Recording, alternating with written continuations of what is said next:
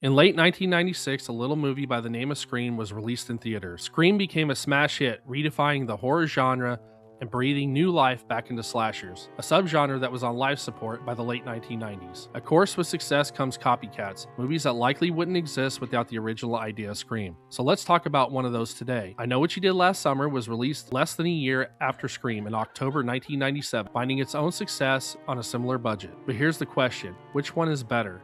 Let's take a look.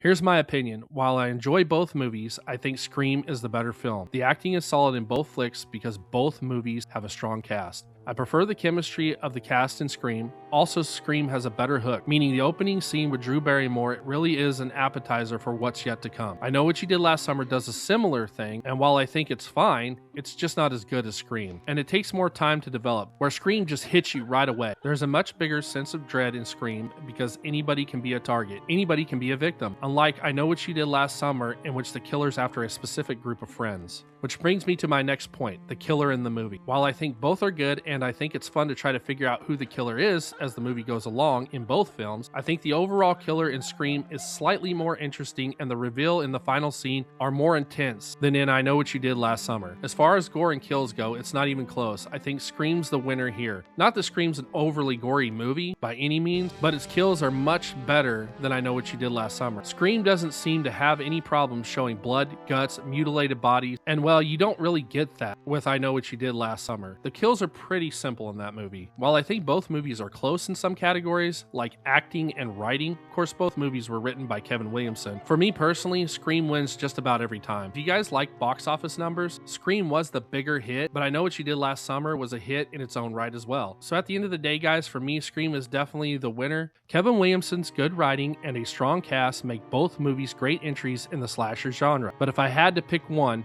I pick Scream every time.